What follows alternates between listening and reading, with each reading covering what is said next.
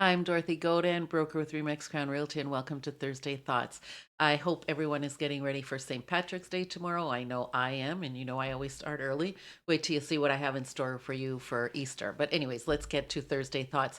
Today, I wanted to touch base on people who own a home and are separating. So, people who are divorcing or partners who have decided that, it's best if we split up, and what do we do with that house? I would say, even if everything is going well and everybody agrees on everything, people should have their own counsel and their own legal advice. And I am only giving you a realtor perspective. You need to get in touch with your lawyer, get in touch with your accountant. People are under the impression that, each party should have their own realtor. And I highly disagree. I think that if you have a professional, and by the way, I do have a certificate in dealing with divorce situations. I just over the winter always like to upgrade my education, and took through NAR a certificate that specializes in people who are separating and need to deal with housing.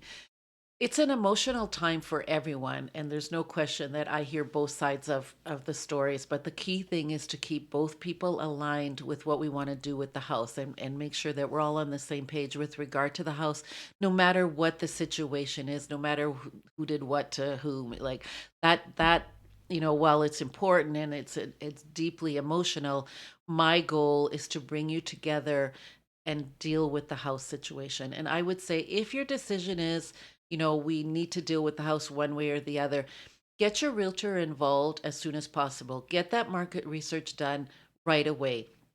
You want a realtor who can stay objective and deal with both parties equally, no matter what the situation is. Each party has to know, here's how we're going to communicate. You're both going to get the same information. You don't have to be in the same room together ever. I can coordinate us, and my job is to just bring us together. So in a separation, there are three things that are possible.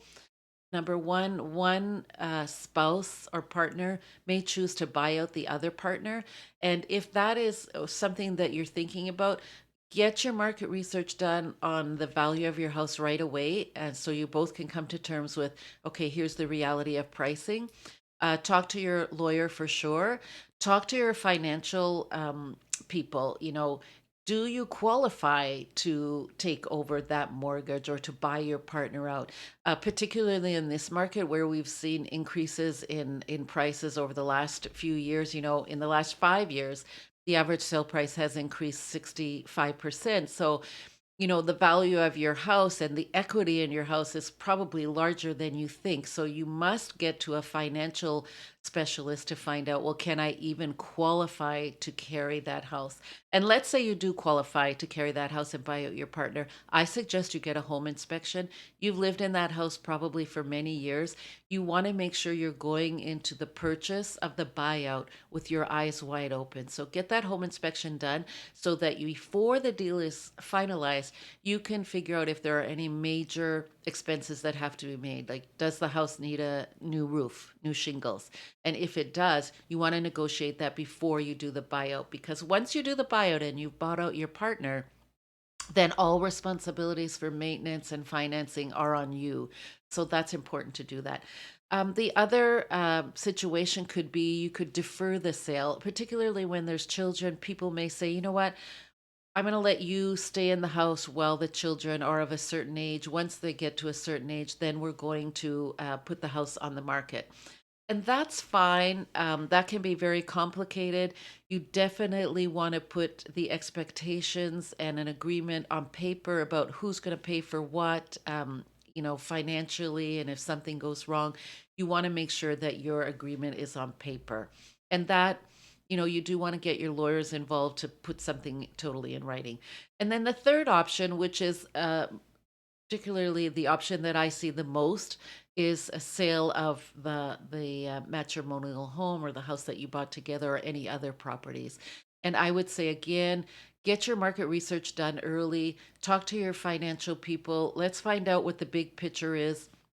And then, like I say, you don't have to be in the same house or in the same space anymore. My job is to make sure I communicate to both parties of everything that's going on. And we want to do that talking early in the process. We want to set up a timeline for when is the property going to be ready, who's going to take care of getting the property for ready. If there are any, minor repairs that have to be done, who's going to take care of those repairs? So we create a proper timeline so we can get on the market, and also we want expectations about how we are all going to communicate to each other and how are we going to deal with showings. We set all of that up ahead of time so that once we're on the market, we're all on the same page and we're all working together. And we can do that despite the emotional burdens that everyone's carrying. My job is to be objective and to bring you together to, get the house sold at a good price for both parties.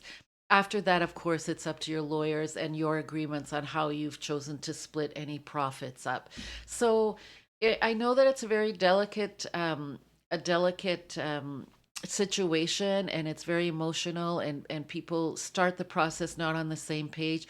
But trust me when I tell you, your realtor, you can trust your realtor to work for both people.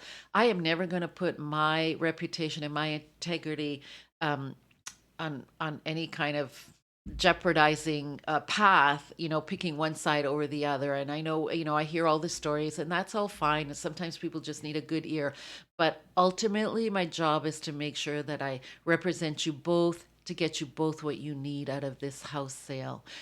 During the winter, I actually took a course and have a certificate, and it's called the Residential Real Estate Divorce Specialist Certificate, the human side of divorce. And then there was also another course which is about the legal side of divorce, but I leave that up to the lawyers.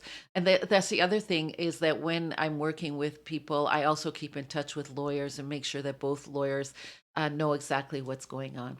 I hope you find this helpful. I know that it's a very delicate situation, and emotions are high, but trust me, you don't need two realtors to do the job and get the job done.